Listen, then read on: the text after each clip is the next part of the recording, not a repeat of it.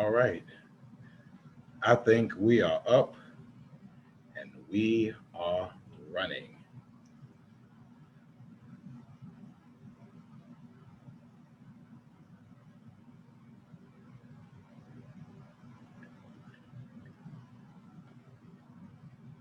Let's see. I'll get down a little bit. There we go. Hello, hello, hello, hello, all you outstanding people. Hey, Faith, how you doing? Hey, be me. Dressette, hello. Janet, thank you so much for the cookies, Janet. I don't have a number for you, Janet. I was trying to send you a thank you. Please send me so I can get in contact with you, Janet. I appreciate that so much. Edward, hey, Edward Moody, WSAB, good to see you. Thank you for joining us. Hey, and Sheila Kitchen, we'll be hearing from you in a moment. It's always good to hear. Shatoni, hello. Nicole, good afternoon. Hello, Felicia. I hope you and the family are doing better. Hey, Coach Cassell, hope you're doing well. Sharon, good evening to you. Hey, Doris, good to see you this week. Tammy, hello. I still want my ice cream, Tammy. Hey, Latasha, good to see you. Cecilia, thank you for joining us. Patricia, thank you for joining us. Demetria, hello. Hello, Wanda, good to see you. Pastor Bullock, thank you. All will be well if it's not well right now. Bria, hello, thank you for joining us. And yeah, Renee, you already know what the deal is, right? I'll tell you about that in a minute. Um, Pamela, hello, thank you for joining us. Hey, Kizzy, good evening to you. Hey, Robert, good to see you, Robert. Larissa, thank you. Dr. Hart, good to see you. And the Queen is here. Hello to the Queen. Hey, Jay Christopher, I did get your text, and I'll call you a little later this evening. Hey, Erica, good to see you. C. Nicole, thank you. Yeah, thank you. I'm glad. I'm glad you're here on time because that last week you was late. I mean, you don't think I knew you was late, but you was late. Hey, Glenda Jones. Glenda's been going in all day today. Audrey and uh, Angie, hello. Hillary, hey, hey, Miss Short One, good to see you. Michelle, good evening. Desmond, yeah, I'm gonna talk about that in a minute. I'm doing some paying homage today as well. Hillary, hello. Hey, E. Joyce Parrish, good evening. Adele, hello. Hey, cousin, love you, girl. Good to see you. Uh, Patricia, hello. Shane, hello. And uh, Curry, uh, hello. Ray, hello. Ramona, good evening to you. Thank you for joining us. And Glenda, yeah, I appreciate you, Glenda. You've been going in all day. I saw what was going on with you. Hey, Tabitha. Now you just called me, and you know I'm on my Friday Night Live, so I can't talk to you when I'm on my Friday Night Live. You know, my folks get jealous. Um, Carol Ann, thank you for Richmond Hill. Yes, it was a pleasure. Thank you. That's right, Carol Ann. Thank you. It was great to see you at Applebee's as well. And thank you for the picture as well, but you didn't post it. So I want to see the picture. Grace, good to see you. Takoa, hello. Elena, hello. Frederica, hello. Shay, hey to you. Barry, good to see you. Hey, Miss Annette, good to see you. Loretta, thank you for joining us. Hey, whoa, Rona, Sheree's in? Wow, Sheree, do I even know who Sheree is? I mean, I haven't talked to her in 10,000 years, but hey, Mama, good to see you. Hey, Ms. Jenkins, thank you for joining us this evening. Uh, Denise, good to see you. And Nisi, good to see you. Y'all know the difference. Hey, Paula, thank you. From the Evans, Freeman, Hall, Freeman, and Tucker. Love and blessings to you too. Molly Lieberman, thank you, Molly. Great to see you. And my baby sister for real, Tanisha is on. That she's like my for real baby sister, like for real, for real. Um, yeah, so good to see you, Tanisha. Sandra, hello. Hey, Carl Rainey, good to see you, man. We miss you, man. Hope you're doing all right. Um, Glenda, yeah, that's you. Oh, I'm gonna get them straight. Patricia, good to see you. Jerry, hello, thank you. Karen, thank you so much. I appreciate that so much. Good to see Barry and Patricia and Angela and Deborah. Let me see. Uh, Marcelo, thank you for joining us as well. And hey, Gretchen, I'm glad it's Friday too. It's been a week. Hey, Michelle, good to see you. Tell Rich I said hello uh, as well. Thank you. Linda, thank you for joining us. Linda, Linda, listen. Congratulations. Um, Glory, Gloria, thank you. Denise, hello. Good to see you as well. Um, and let's see. Good evening to see you, Reverend Bonamitri Jackson. Um, and I'm glad, Commissioner Odell, that you have showed up for the show. And good to see Reverend Thurman Tillman. I'm going to talk a little bit about him in a moment. Patricia Richardson. Everybody, today is Patricia Richardson's birthday. So y'all do me a favor, send out some hearts and let's wish Patricia a very happy birthday. A very happy birthday. Happy birthday, Pat. I hope you have a great, great day. Terry Ann, good evening to you. Jackie, hello. Emma, hello. Lita, thank you so much for joining us. Karen, hello. Ashley, Ashley. Hey, Ashley. And Nancy, good evening to you. Maggie, thank you. Francis, good to see you as well. We'll get to this in a minute. Alex, thank you for joining us as well. Drusilla, Dina, Jackie, Laura. Hold on, my mother's calling for real. This is like my mother. Hold on a minute. Hello? Hey. Hey, Daddy, I'll call you back because I'm on my show, so I'll call you back.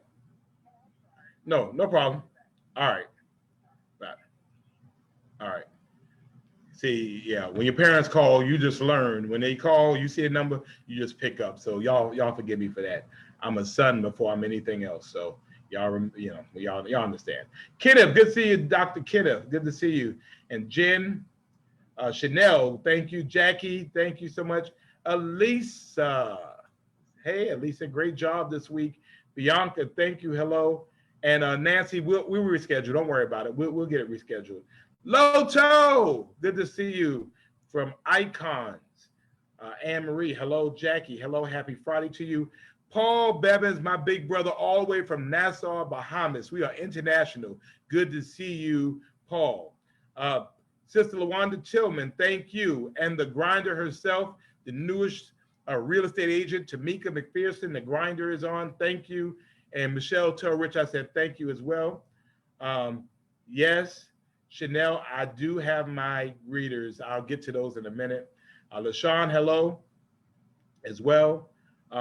Thank you all so much. Glad to see all of you on here. We appreciate that. Denise, if an officer stops you because your rear view was turned on your outside mirrors, that was a reasonable to get a ticket, have the drug smell you around your car. Well, it's probably probable cause to stop you. And if you didn't let them check your car and they had some suspicion, they could, ask for dogs if you don't let them come into your thing. We could talk about that though. Reba, hello. Creed, Nicole, thank you so much. Hello, Jody, Shauna, Gloria, thank you. LaDonna Clark, oh, where have you been? We've missed you. Hey, Dr. Patricia Harris, thank you for joining us as well. Hey, Joanne, thank you for joining us. Thank you, thank you, thank you. And Jerk, Devlin says his your audio is not working. I could talk to you about that in a moment as well. Andrea, thank you for joining us. Hey, I better answer my mother. You better believe it. Hey, when you're blessed to still have your parents, hey, it's a blessing to be able to answer that phone. And we have Nick Palumbo. Nick Palumbo is our outstanding alderman from the 4th District. It's a pleasure to serve with Nick. The 4th District, you have a great alderman and Nick Palumbo. So thank you, Nick, for joining us. Janet, thank you for joining us. Audrey, and come on, we have to get on and move this on. Thank you all. Good to see you, Desmond Duval. And Rebecca, we're going to forgive you because your son got married. So we congratulate Laura and John. So Laura and John, congratulations from the city of Savannah. Happy Friday, Teresa. Thank you for joining us. Terry Mobley, good to see you. Tori, thank you so much. It was good to see, good to go down to Enterprise. I use Enterprise at 500 Montgomery Street. They gave me a Challenger, and I went to Augusta and came back like in 5 hours. I mean, it was a great ride. So thank you, Enterprise. Appreciate doing business with you. Janet, hello. Hey, Matthew, good to see you. You stole our girls, so you know we're wrong with you for that. Kim Holcomb, good to see you, Kim, all the way from Florida. And let's go ahead and let's get this thing going. So if it's Friday night during the pandemic, if it's Friday night during the pandemic in Savannah, if it's Friday night during the pandemic in Savannah and you don't have some place you absolutely have to be, if it's Friday night during the pandemic in Savannah, Georgia, and you don't have any place you have to be and you're keeping the faith and following the science, if it's Friday during the pandemic in Savannah, Georgia, and you don't have someplace you absolutely have to be, and you're keeping the faith and following the science, then you are here with us. That is Friday night. It is our Friday Night Live. It is our weekly date night. I'm Van Johnson. Again, thank you so much. I am continuously honored to have you come and spend time with me this evening, because obviously there's other stuff you could do. And I just appreciate the fact, and I'm honored by the fact that you choose to come and spend an hour with me to hear me rant about stuff that's on my mind. I really appreciate it. And I got a lot to rant about this week. You just wait and see. But I just appreciate you all taking the time to be here. Jacqueline Stokes, thank you so much. Karen, thank you so much. I'm thankful. And then I have Yvette, all the way from Mexico, and she's watching now from Mexico. So right now we're international. We have Paul in the Bahamas, and we have Yvette in Mexico, and they're watching. Again, we were international, live right here from Savannah, Georgia. So a lot of things we want to talk about, so we're going to get on the road and get it moving. First thing is, you notice my attire is a little bit different, a little untraditional for our Friday nights. I will tell you, if we were not in the pandemic, I know exactly where I would be. And that is hanging out at my alma mater, Savannah State. I am a proud graduate of Savannah State University. Savannah State University is the reason why I came to Savannah. And Savannah State has been a nurturing mother to me all of these years, and certainly those that I love and respect, those that are among my closest friends and mentors are affiliations I've gotten from Savannah State. Savannah State is Savannah's university. And so this is our homecoming. We usually will be just turning up the way that old folks turn up. We realize we can't do that. I was not issuing, as much as I love Savannah State, I was not issuing a permit for any type of parade in Savannah during this time. And so it's still, homecoming is a spirit. And so for those that are turning up, I'll be joining you on Zoom and Instagram and Facebook. I will do that, and I will wear all of my Savannah State stuff, but I'm not hanging out with y'all. I love you. I mean, would do anything for you. I'm not dying for you. I mean, we'll just turn up next year. And so I'll do like I usually do. I'm going to be on campus tomorrow, sitting somewhere on campus, eating a rib and a piece of chicken. And I'm going to enjoy homecoming as if it was homecoming, but I'm going to be socially distanced and I'm going to wear a mask. And I'll be by myself. But, again, I just have to keep that routine going because it is homecoming. Congratulations to Savannah State, Savannah State University, the university by the sea. So to all these Tigers out there, much love for you. Want to salute the work of Pastor Thurman Tillman and the census team for Savannah, because make sure this is open, because the census is officially over. We thought we had until October 31st. There was a court case. It was Ross from the Department of Commerce versus the Urban League, and essentially the Supreme Court ruled that the Trump administration could stop the census early to comply with reporting guidelines. So we received notification this week that the 15th, which was yesterday, was the last day for the census. So the census is over. Reverend Tillman gets to go back to his regular life. But I want to salute you, Pastor Tillman, and the entire team, Pete Nichols, just all those folks who have just done such good work in managing that here in Savannah. And thank you to your team. We won't do this again for 10 years. And so whatever we're at is wherever we're going to lead. Wherever we are in terms of numbers is where we're going to have to live with for the next 10 years. So that is the deal where we are with that. So I want you to do me a favor. Hopefully you're liking this page. Hopefully you are liking this page. You should be liking this page. That way you get notifications when stuff happens. Facebook will let you know. So please go ahead, check right quick, make sure you're liking Mayor Johnson SAV, and we want you to share the video. This is good information. We will have good information. We want to make sure that you are able to get out. Now, let me deal real quick with the elephant in the room. And let me be very, very clear and very, very straight of where it is. So yes, I posted again about my absolute disgust at the actions that Governor Kemp and the state of Georgia took as it related to COVID-19.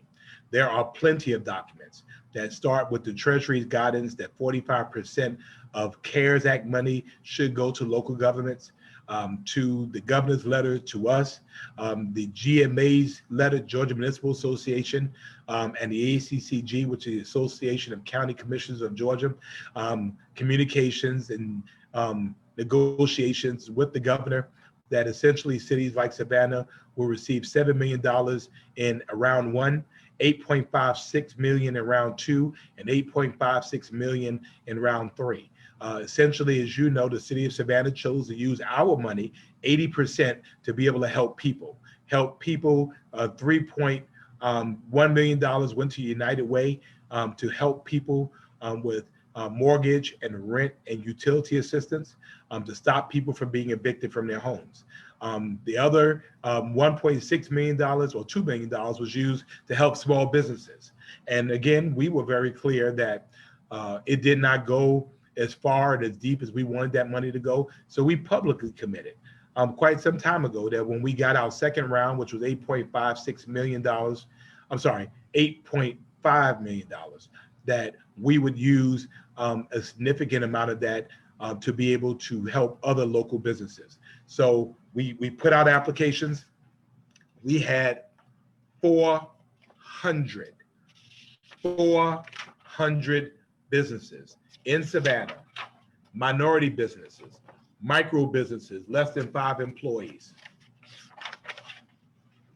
small businesses in depressed neighborhoods, mom and pop businesses, businesses that were struggling to hold on, businesses that have caught hell during COVID-19, businesses that were trying to be able to make it. And we wanted to be able to do all we could to use these funds to help these businesses, because we fully realize that some of these businesses could not continue to survive if they were continuing to live in a condition in which there was more money going out than was coming in. And essentially we found out Wednesday, the governor decided unilaterally, which was his decision, to say, well, you know what? We're going to use all this money to pay the unemployment fund. So you know what happens with this? Gone. Done. And so we're not getting the money. His decision to make. But again, my concern has been always that if that's what you were thinking about doing, certainly there were ways to communicate not only with the city of Savannah, but with ACCG, also with GMA and the other 580 cities in this state and 159 counties in the state, to say this is what it was that you were trying to do. That's all you had to do. We would have went ahead and made other plans. We would have been telling people to get this money, to get their applications in, so that we could help let them know that this money was not coming. That's my issue. And so, yes, yeah, maybe I'm the only person in the state yelling about it. Don't blame me because I go hard for my city. That's where I am. And so I didn't like how it went down. It certainly could have been handled better. I mean, the fact is, they're saying, well, paying back the unemployment fund helps all Georgians. But I know a bunch of Georgians here in Savannah that's still waiting for their first unemployment check and can't get a phone call back and can't get through the website and can't get to your office because your office is closed. Do you think about that? If businesses can't stay open, then you have more people in the unemployment line. So, I mean, where I am is it was handled wrong. We disagree. I have the right to disagree. He has the right to disagree with me. I mean, it is what it is. We let the people decide for where it is. And for those who are co-signing on that foolishness, I mean, go ahead and co-sign on it. What I'm telling you is that there were 400 businesses, over $7 million in requests that the city of Savannah was trying to be able to help. And now we won't be able to help them. And we'll give them your number, the governor and the co-signers, so that y'all can determine for them how and why all that went down. That's all I got to say about that. I don't like that job. So I just want to let you know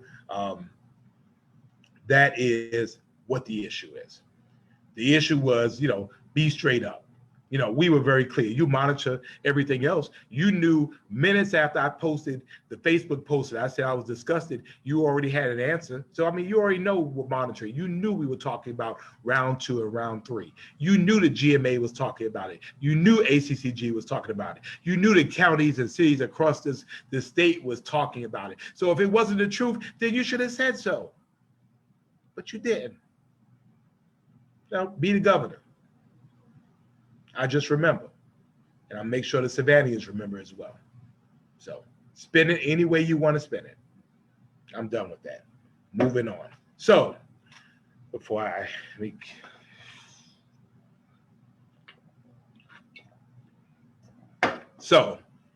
thank you for allowing me all to that. So wanted to move on to a quick update about COVID, and then I wanted to get some information out there to you. Our COVID numbers are still distressing.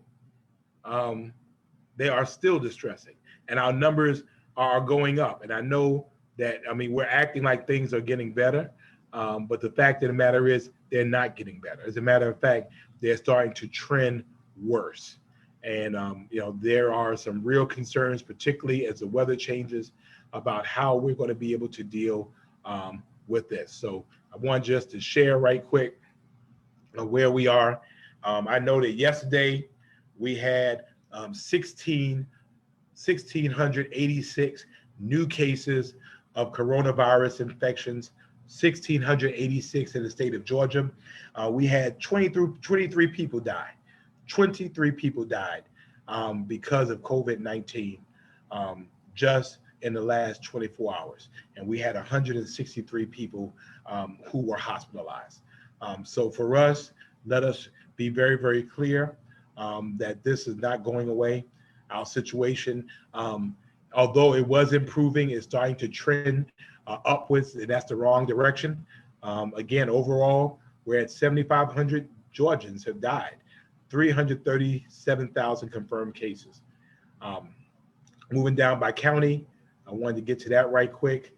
Chatham County, as you can see here, 9,042 confirmed cases, 181 deaths. So 181 of our friends and our neighbors are no longer here. 812 hospitalizations. Joanne Kemp is keeping the money for unemployment. I mean, if he's keeping unemployment, I mean, let's let the people get the money. Why are people calling me saying they're not able to get their unemployment? Anyway, let me move on with that. So it's still a real deal here. I'm very glad to have with us our superintendent, because again, I don't like dealing in rumors. And I understood that we had an issue at one of our schools, and I wanted to make sure rather than deal in rumors that we were able to get the information on. So we are very glad to have with us our phenomenal, impressive superintendent, Dr. Ann Levette. And Dr. Ann Levette, thank you for joining us. And I'm sorry for pulling you from Friday. I know you had a long week. I apologize. Are you there with us? You have to unmute though. All right. Well, we're waiting for her to join us, but I understood that there was a school that was closed down because of COVID-19. And I want to make sure that we're able to get the information firsthand. There she go, and there she went. Okay, let's see. There you go. There you went again. Can you hear me now? I can. Good to see you. Good to see you too, and thank you so much for your support. We appreciate the opportunity to clarify things. What happened? What's the deal? So what's the deal? We opened for hybrid October 5th, and that was last week. We had 3 school days last week, 2 for cohort A, the first group of students, and 1 for cohort B. And then of course we had 2 for cohort A and 2 for cohort B. We were advised by the Department of Public Health that we had adults in one of our buildings, West Chatham Elementary School, which of course you heard about on the news tonight. The adults in that building who tested positive, and we have some contact tracing that we need to do, but we have enough cases in the building to deem it closed for next week. So it will be closed Monday through Friday of next week. Deep cleaning started tonight. And we've also advised our parents of that school building so that they know their young people will be learning at home next week.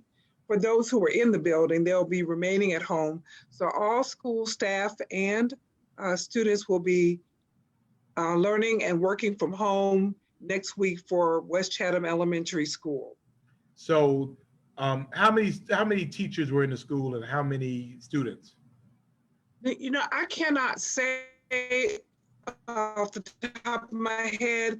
I believe we had more than 100 over the 4 days. All the kids are not there at one time. 100 or so perhaps on Monday, Tuesday, about 100 or so perhaps on Thursday, Friday. So, but this is what we were kind of afraid of happening, which might have been a little more disruptive than being virtual, is to go hybrid, get kids in school, and then something happens, you have to shut down and you have to go back to virtual anyway, right?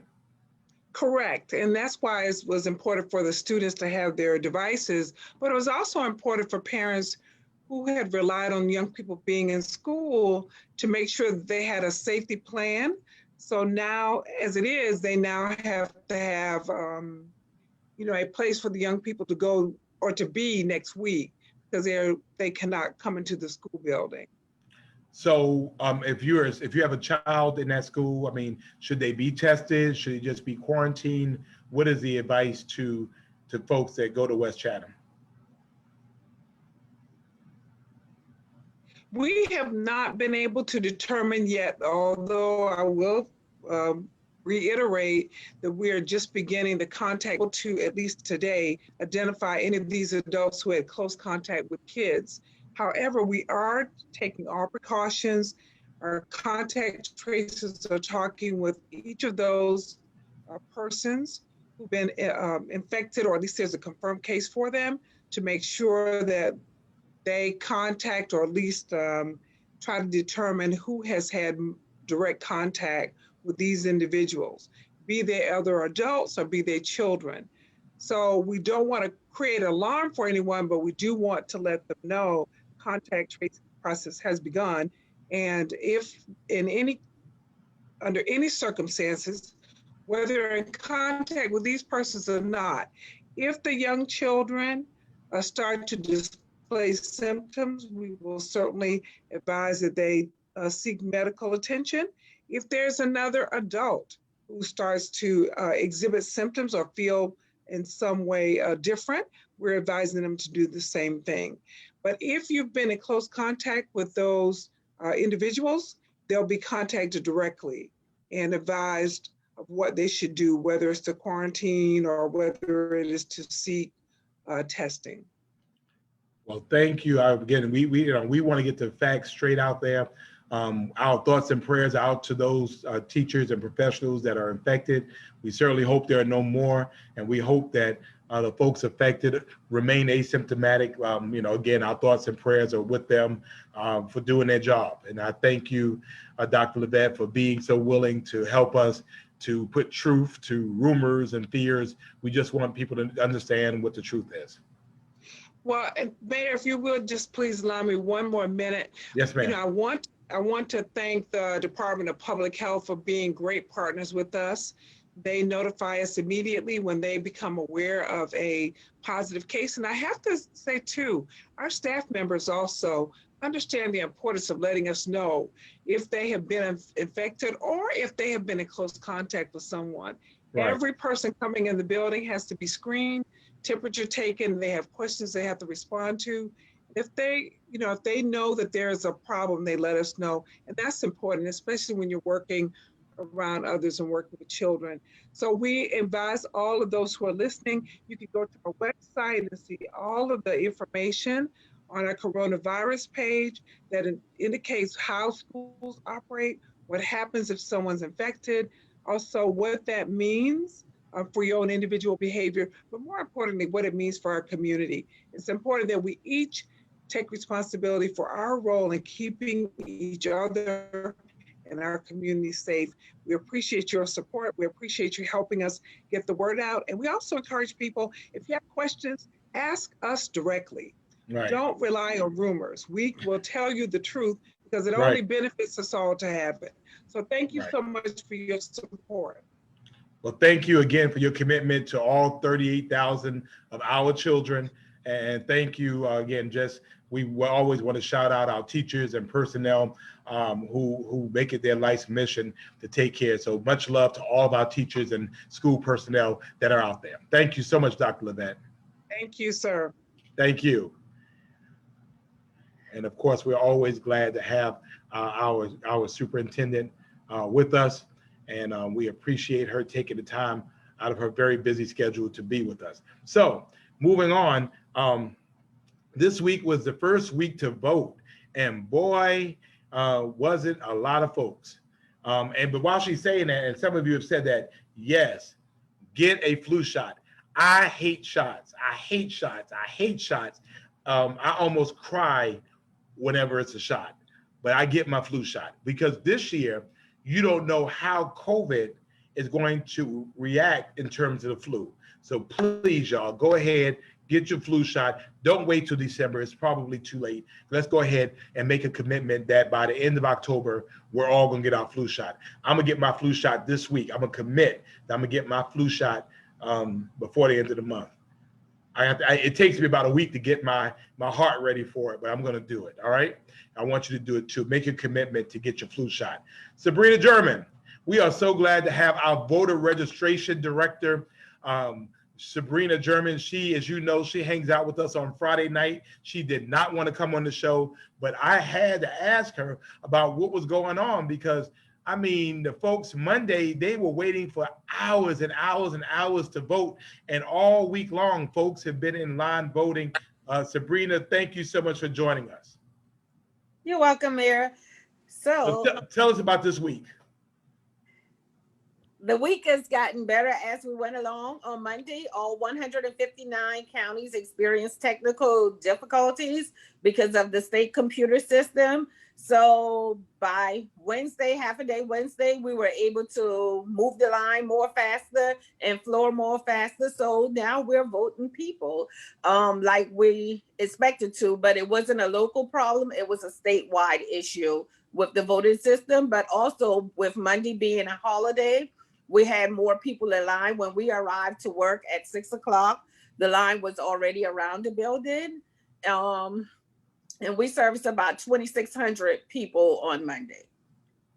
So how many people have we done this week? We've serviced 3,511 individuals. 3,511 people? 13,511. 13,511 people in Chatham County have voted this week. Correct. Is that high? Is that low? Is that about normal? It's higher.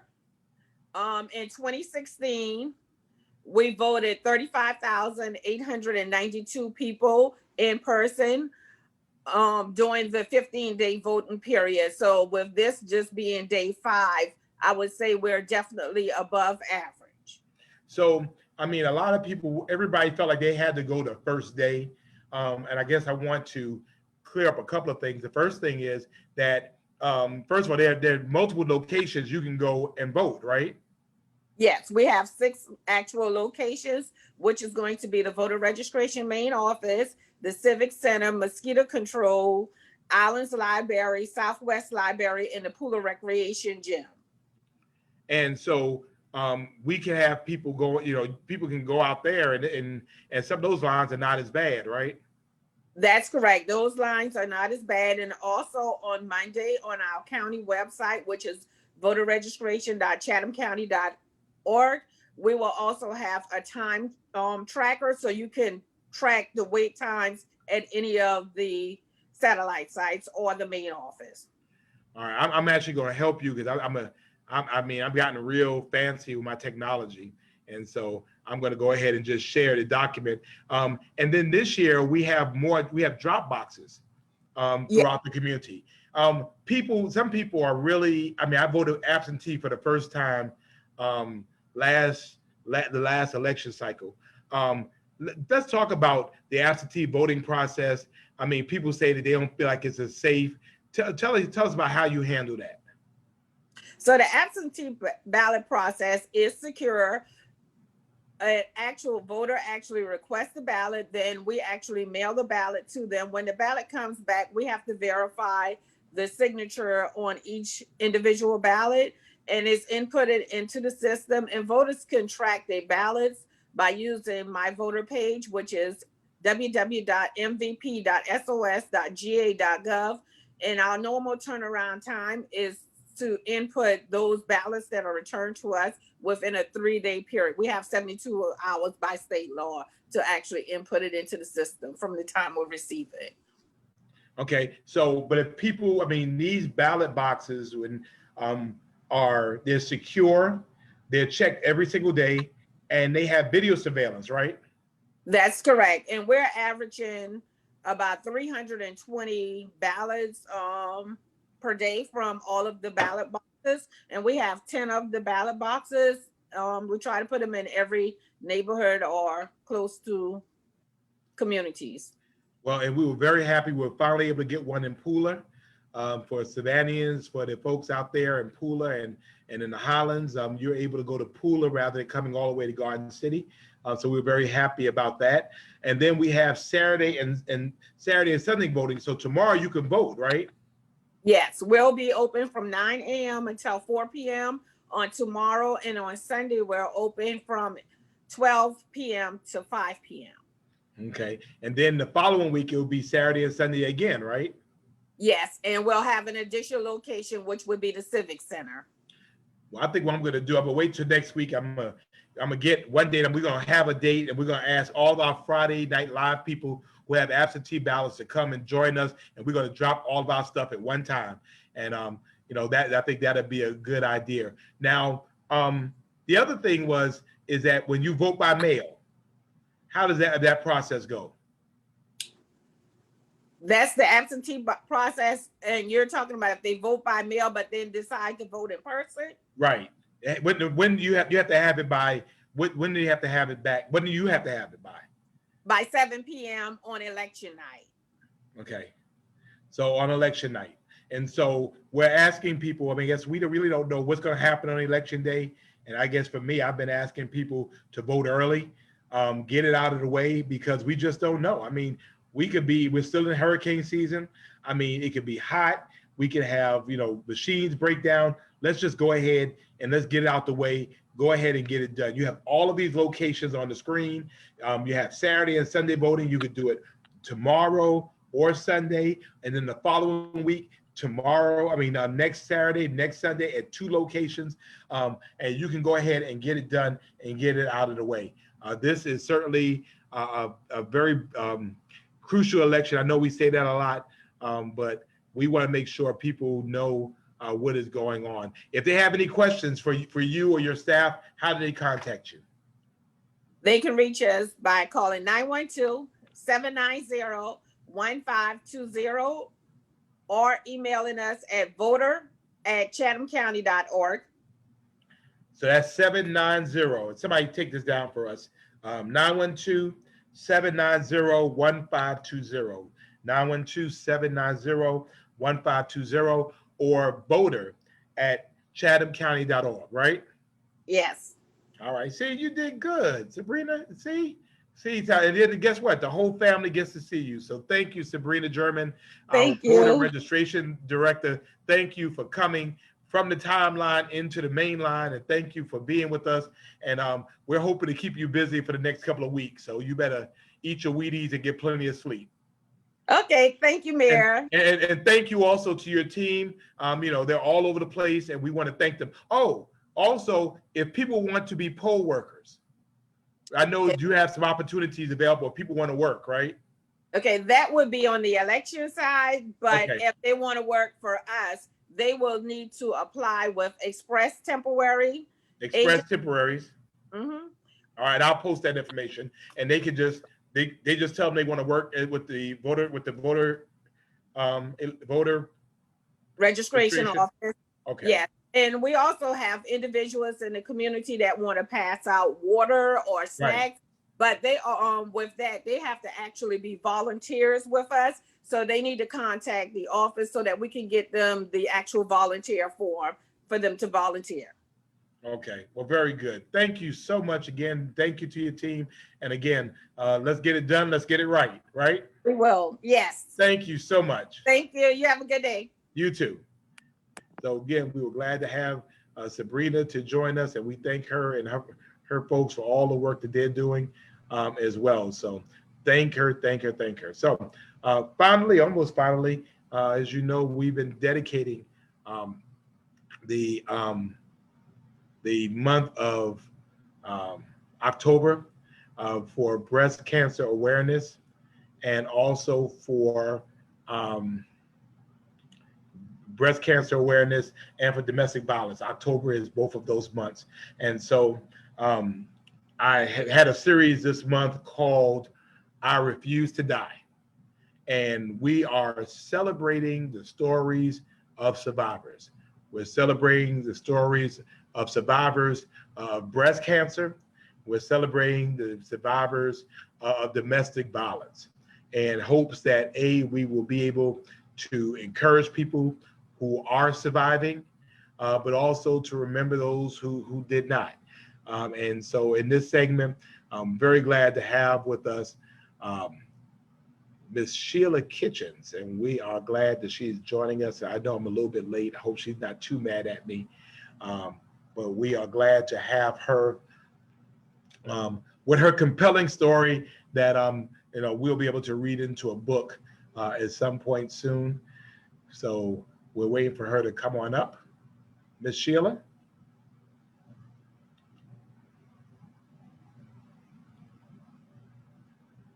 All right, she's coming.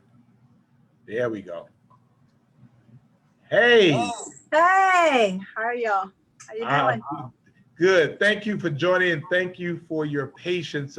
We've been covering a bunch of stuff tonight. So we hope that you've had a great day, that you've done great things, that Bonefish Grill might have been in your day. I hope that you've had a great, wonderful day. Oh, yes. I always say any day that begins above ground starts out as a pretty good day in these days and time here. So Absolutely. So I've told you about our series, I Refuse to Die, and that we're celebrating survivors. Why don't you tell us your story? And first of all, you have a couple hundred of your greatest friends on here as well. So we just thank you. Share with us your story.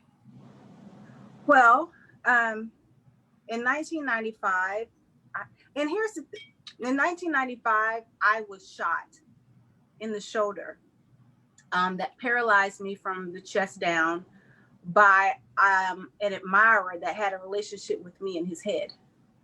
And so, it's one of those things where you think, oh, this just happens on the Lifetime stories, but it happened to me. And it happened to me in a way that I didn't realize until later that I was a victim of domestic violence. Right. You know, so that's really crazy. I didn't consider myself a victim of domestic violence. And I guess because I didn't want to have that victim mentality, but the truth is I'm a victim of domestic violence. You're a survivor. I'm a survivor of domestic violence. That's right. So you were how old? I was 20 at the time. That was over 20 something years ago. Right. So, and so this guy had in his mind a relationship with you. I know how that is. People think they're in a relationship with me all the time. I mean, it's, you know, you know, that's just kind of how. But in this way, seriously, and he felt that he was in a relationship with you, and just came up and shot you. Well, actually, he knew me. His father actually played chess with my mother's next door neighbor. I did know him, and he was a young guy. He was like 17 at the time. And so he kind of knew my routine and things of that nature. And, you know, I tried to help him out with a few things and stuff like that with getting a job and all that. And he took a liking to me. And at that time I had a guy friend named Lyndon Farbler that was from Bermuda that was here on a soccer scholarship that was interning at my brother's middle school. And he knew the routine of us meeting up. Prior to that, they had a confrontation when he came to visit, and he was a little bit inappropriate. And my friend Lyndon, you know, kind of told him, you know, you need to go somewhere. And I woke up that next morning and he was sleeping on my step to apologize. And it was cold. And I was like, did you sleep on my step, you know, to apologize? And, you know, in my mind, I'm not thinking, I'm like, whatever. He's just, you know, I had a younger brother, and, you know, back in them days, younger brothers and their friends all had crushes and all that. And so I didn't think much of it. I just said, okay, you know, well, just don't do it again. And that was it. And so, yeah, I say about 2 weeks after that, that's when I got shot. And so, I mean, nothing, you know, no warning to you or anything. You just. No, because he was very calm. Now he did have a background. He did. He had moved.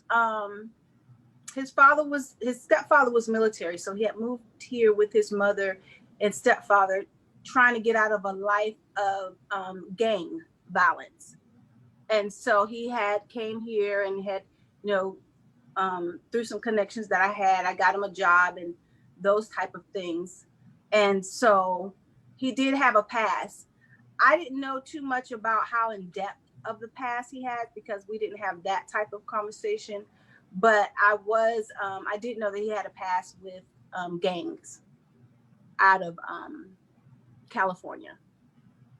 And so but you were the only one that was shot. No, it wasn't. I was me. That morning, what happened was that morning, he knew our routine. Charles Farbler would come in the mornings, and we would have tea, and he would pick my brother up to take him to school because he was interning at my brother's school. So he came one morning waiting for the whole thing, you know, our morning routine to happen. And so he drove up, he waited for Lyndon to show up, and then Lyndon picked my brother up, and they were walking. My mom, you know, I was staying with my mom at the time, and they walked down the hill, and he drove up. And he basically was like, you know, I got your little man now, you know, and pulled out this gun. And I don't know what transpired at that time, because I saw the gun and I immediately came back into the house and was trying to exit out the side door to call the police while the altercation of them two was going on. So in the midst of that, I ran out the side door. And he had another guy that drove with him that really didn't understand. He helped him come over there. So he got scared and he ran and he grabbed me from behind and he was like, I can't let you go. He was like, I'm gonna get in trouble. You know, I came over here with him. And I'm like, what are you talking about? Let me go. And so he proceeded to push me back into the house through the side door, where him and Lorenzo Squires, which was the guy that shot me, and Robert Downing was the guy that was holding me, you know, trying to prevent me. He had his hand around my arm, my neck, and I had my hand around his hand trying to pull it off my neck. Him and Lorenzo Squires got into an altercation and the gun went off. And it went through Robert Downing, the guy that was trying to resist, you know, stop me from calling the police. It went through his hand and through my hand, and it went into my shoulder where it lodged. I was originally paralyzed from like the chest down. It lodged in my spine. And from that point on, I was a paraplegic. So how long were you in the hospital? Oh, months.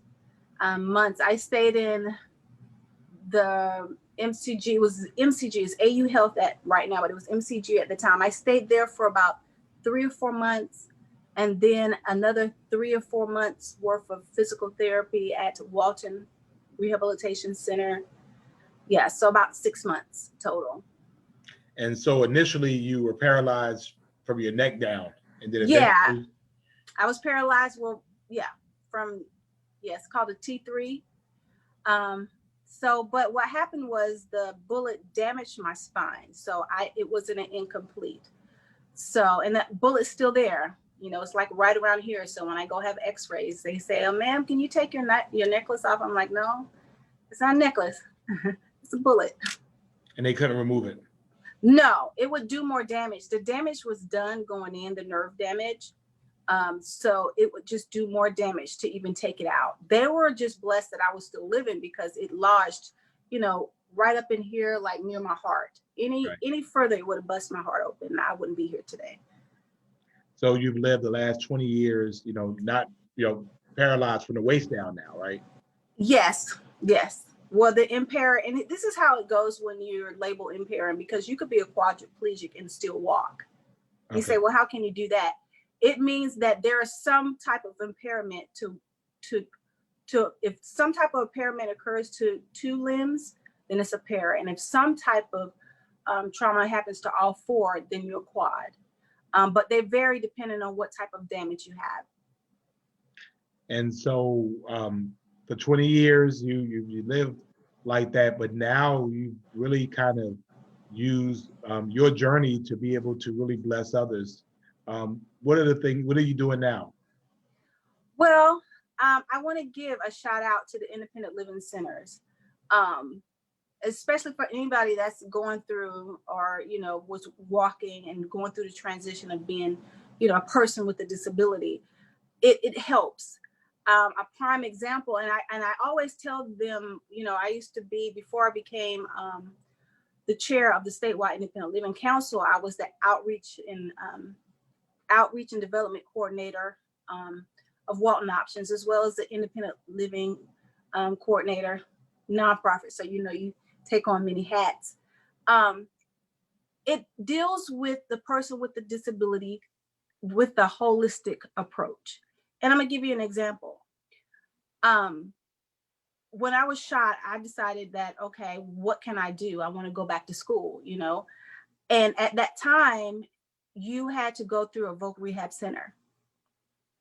Great, they're a great avenue if you want to go back to work, or, you know, to pay, you know, be successful, or, you know, a greatly employed, or, you know, part of the society. And so they sent me for testing. And so to Easter Seals, and I remember testing, and I tested on a 6th grade reading level. And they said, ma'am, we can't send you to school. They denied me the ability to get my education paid for at that time. Yes. But you were 20, you were in school then, right? I was 20. I hadn't graduated high school and everything, but this is the situation. I was newly injured. I was scared. I was, you know, taking medication like baclofen for muscle relaxers and all this stuff, that my mind was not ready. You know, how am I going to get in the door? How am I going to do this? And oh my God, I have to take this test. You know, even things like, you know, just worrying about what I got to do. Can I come out the door? Am I going to be able to use the bathroom? I'll get to the toilet at the same time.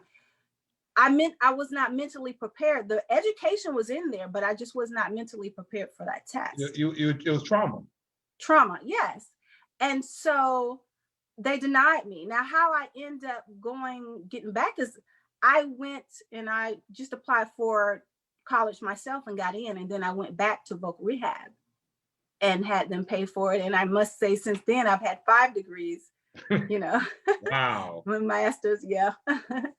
And so what I wanted to say is what I appreciate about independent living centers is that they deal with the holistic approach, meaning how can I worry about getting a job when I can't even worry about how I'm going to bathe myself or use the bathroom? Right. I have to be able to emotionally get my mind prepared, and they do that in the realm of peer support. And now I have to worry about my home care. How am I going to make sure that I'm whole enough to even go out the door to even seek employment? And so it's a difference. So it deals with your state of mind, and it deals with, you know, your emotional as well as your physical, and then back into the workforce or society. The main goal is to empower people with disabilities to meet their maximum potential. And that's whatever you want. Some people don't want to go to college. They just want to cook their own meals. They just want to be able to read the newspaper on their own. So I had a real good eye-opener and appreciation for life. And I understood the saying is greater is he that is in me than he is in the world. Mm-hmm. And I also learned inch by inch, things are a cinch. You know, it started with me waking up in the morning saying, you know, if I could just tie my shoes, or if I could just put on my shirt, to, okay, I got dressed, if I could just get to a car, you know, and then if I could just learn to get my chair in a car, then, okay, then I can drive the car. Okay, now I can go to work, you know, so those things like that. And 20 years later, I mean, through independent living, I mean, you drive. I mean, you drive. I mean, you go where you want to go. You do what you want to do. You know, own a home and just kind of do what you want to do, right? Yes, independence is basically a state of mind too. You know, people say, "Well, did you change when you got in a wheelchair?" I said, "No, it actually amplified who I am." I have to problem solve on a daily basis, even if it's, you know, how I'm gonna enter or exit a building. So it kind of amplified who I was. Or emergency exits of a building. I mean, if something goes, you always got to kind of look, let me make sure where the door is. Let me always have a appreciation for how I'm gonna get up out of here. Yeah, and I want to commend you for contacting me about making your city more accessible. I appreciate that. I tell people, you live long enough, you're going to have some type of disability, you know. Right. And that was another reason why I decided to be on the board of the statewide Independent Living Council, which advocates for people with disabilities, the funding, you know. Well, you're the chair of the statewide board. Yes. So, because if you want to, the governor got that one right. I'll leave it at that. I've been. Okay. Yes. I'll leave that one right there. They say if you effectively want to make change, you have to have a seat at the table. So. Right. So, you know, the segment is "I Refuse to Die." There are people out there, you know, who might be in varying, like you said, it took you a moment to recognize that you were a victim and then a survivor of domestic violence. What advice would you have for someone? I mean, might be watching here, male and female, that might be in those types of strange relationships where love hurts.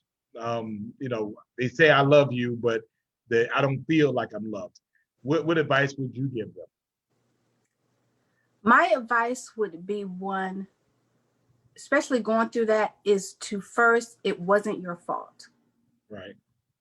And the next one is learn to love yourself from the inside out, because you have to rebuild after that situation so that it won't break you or destroy you or turn into other emotional issues that you may have going through life, because that's a traumatic trauma. You know, a lot of us don't recognize that that's a traumatic trauma until we, you know, like somebody called you was like, you know, do you want to be invited to a domestic violence? You don't get it in your head, and you don't know how that may affect you. And then forgive. I had to forgive the person that hurt me so that it would not overtake me. Once I forgave. How hard was that? Actually. And how long did it take? About 2-3 years. About 2-3 years. And and it depends on the mentality of the person. I didn't like the fact that as long as I did not forgive him, he had control over me. Right. And me, I'm a kind of a person that likes to kind of be in the control of my own emotions and feelings. I didn't like the fact that I allowed that person or thought of him to control my emotions. So that was the way that I adjusted my mindset to forgive him. And it wasn't for him, it was for me. So to go back to the story, what happened to him? Actually, he's in prison for life, as well as the guy that brought him over there. The one that held you? Robert Downing, he got 55 years. I didn't continue the story to say that in that same situation, same incident, my brother was shot. He was shot in the chest, as well as Lyndon Fabler. He was shot in the head. Ooh. And we all survived. Wow. My brother went on to be an Olympian in the running long jump in the 2012 London Olympics. And he was a native of Bermuda, but he survived, went back and opened his lifelong dream of a sports bar there.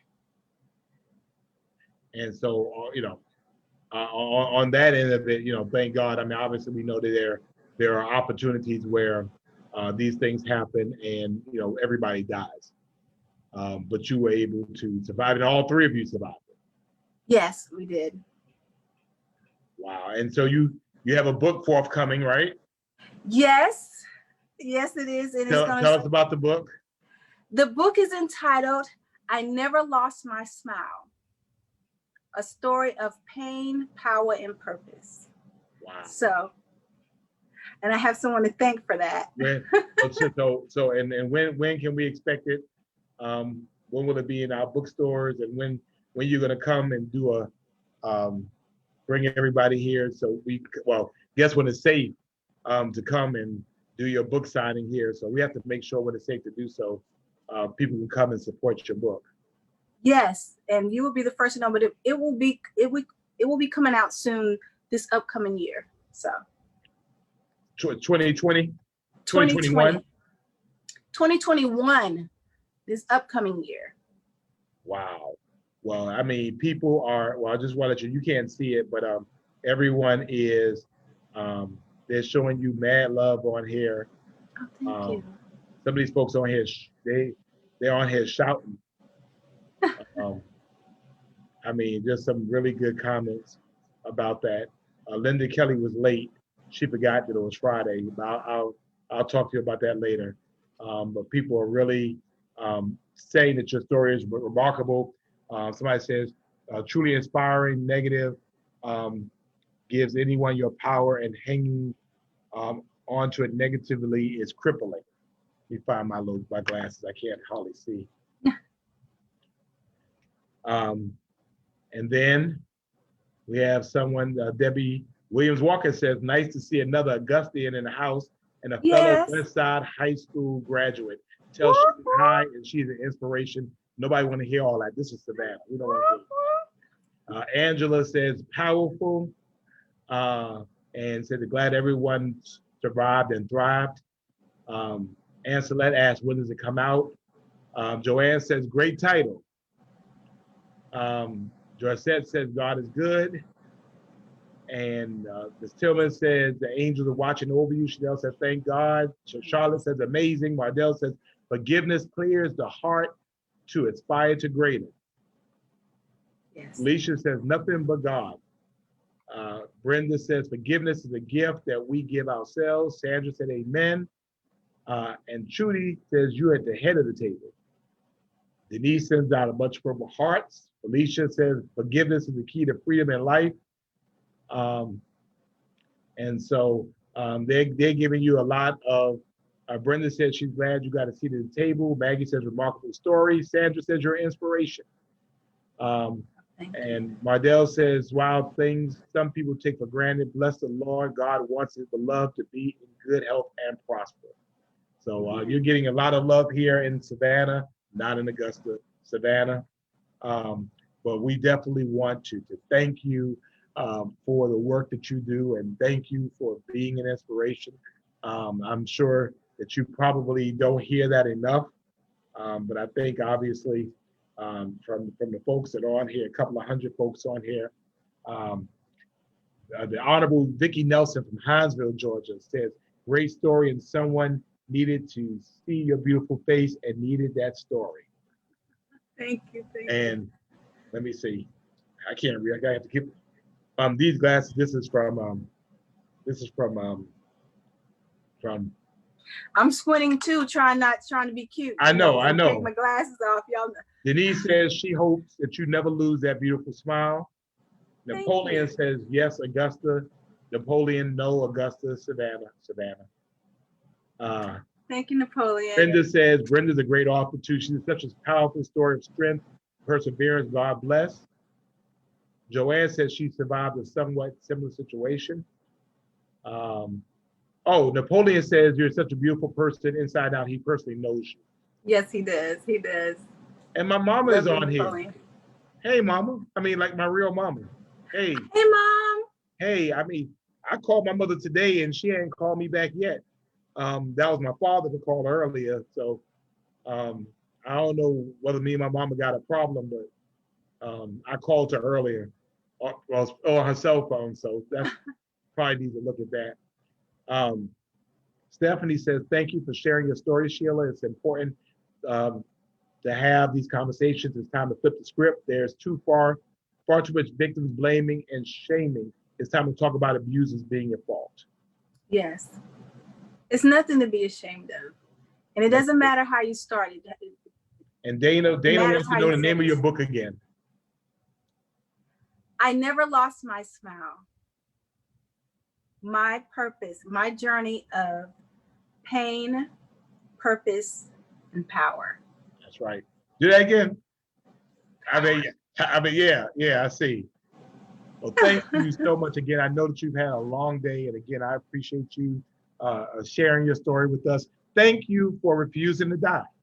Yes, of course. And again, we're looking forward to your book coming out, and we're looking forward to you visiting our city and sharing your creation with us. I'm looking forward to that. Thank you. Thank you for the opportunity to share. Appreciate that. Well, thank you so much, and you have a great night. Again, thanks for sharing. Bye, y'all. Thank you. We want to thank Sheila so much for coming and sharing her story of survival with us. These are the ways that we help. We help hopefully to inspire people that need that type of help. And if she can survive, you can survive too. So we appreciate that as well. Again, thank you so much for joining us. I don't know if there's any questions or anything that I can answer or try to answer tonight. I can certainly try to. Let's see if we have any questions before we call it a night.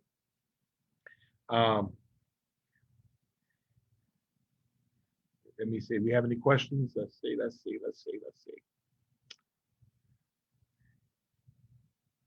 I'm looking. All right.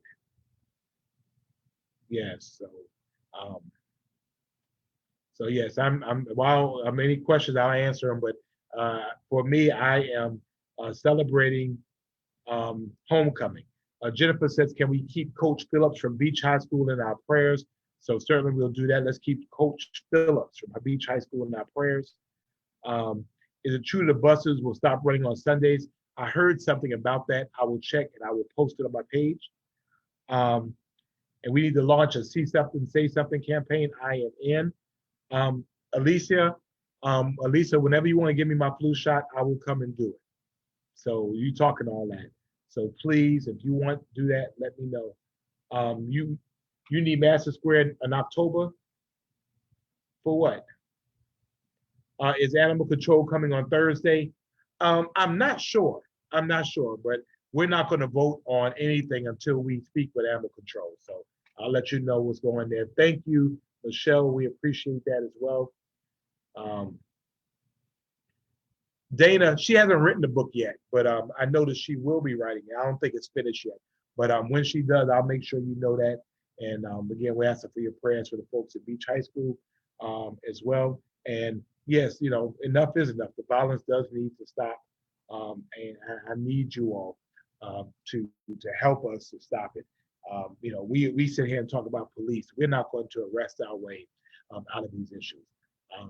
And again, it's going to take us to be vigilant enough and be sick and tired enough that, you know, we don't care who it is. If it's somebody within our house or outside of our house, if they're living dirty, if they're doing the wrong things, they're not going to be able to stand for that. So but we have to do that. We have to be able to do it again as well. Thank you all so much. I appreciate you. Go Tigers, go Tigers, Savannah State, go Tigers. Where Savannah meets the sea, where grassy plains and palms abound, where the flowers are gems of loveliness, there SSU is found. We adore each beauty seen in hall, all we pledge to thee. In our hearts we'll build a shrine to thee. We hail thee SSC. Well, I went SSC, it's SSU. We hail you, SSU. Thank you so much. We'll see you next week. I'm doing the State of the City address on Wednesday. I'll send it out. Please join me for my first State of the City address on Wednesday at 6:30 p.m. You're all invited. Thanks. Tony Jordan, thanks for the love. Go Tigers. Go Tigers.